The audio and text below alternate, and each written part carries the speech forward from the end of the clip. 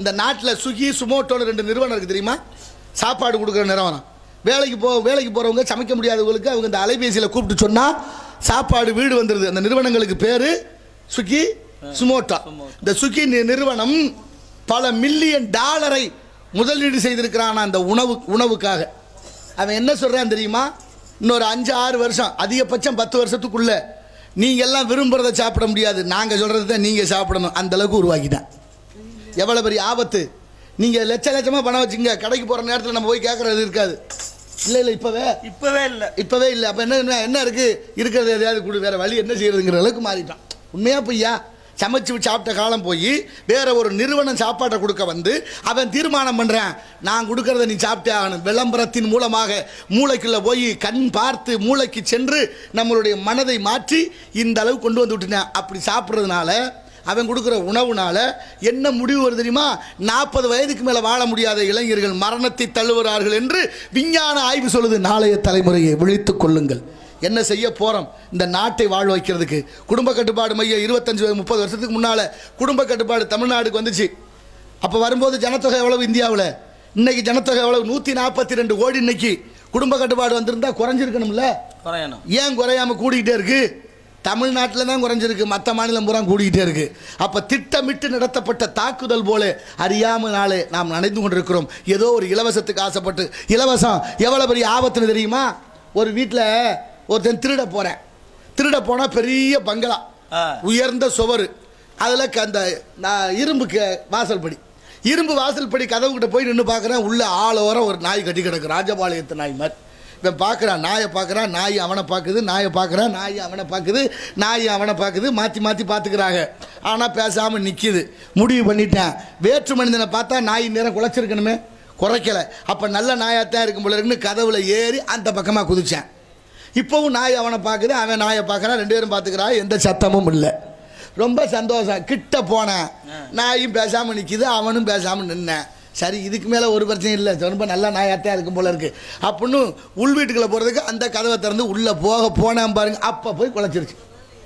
நாய் குறைச்சோடனே பதறிட்டேன். இவ்வளோ நேரம் பேசாமல் இருந்த படுவாய் போய் நாய் இப்போ போய் குறைக்குதே அப்படின்னு வேகம் வந்து, என்ன பிரச்சனை உனக்கு அப்படின்னு சத்தம் போட்டு மடியிலேருந்து ஒரு ரொட்டி துண்டை எடுத்து போட்டேன்.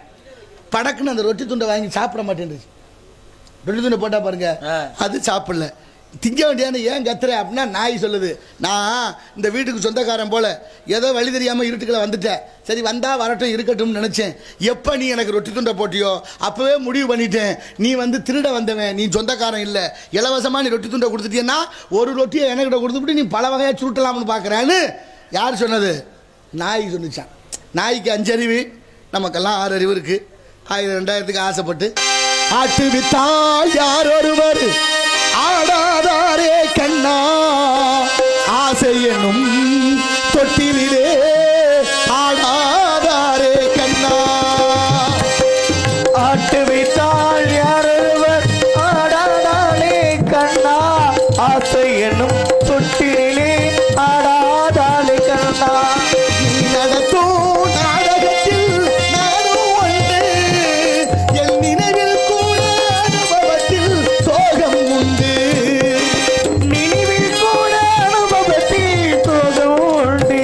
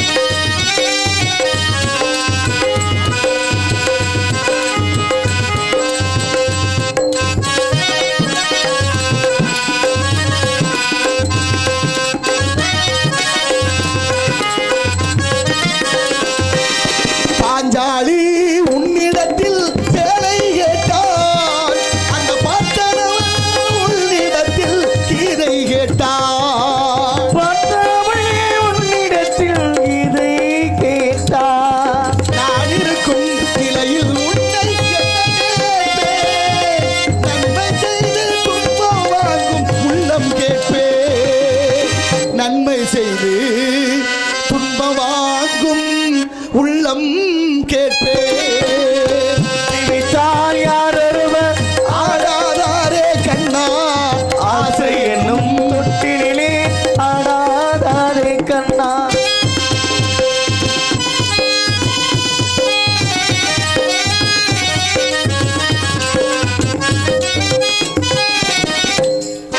கடலளவு கிடைத்தாலும் மயங்க மாட்டேன். அது கையளவே ஆனாலும் கலங்க மாட்டேன். இது கையளவே ஆனாலும் மயங்க மாட்டேன். உள்ளத்திலே உள்ளதுதான் உலகம் கண்ணா. உள்ளத்திலே உள்ளதுதான் உலகம் கண்ணா. இதை உணர்ந்து கொண்டே துன்பம் எல்லாம் விலகும் கண்ணா. உணர்ந்து கொண்டே துன்பமெல்லாம் விலகும் கண்ணா. ஆட்டி வைத்த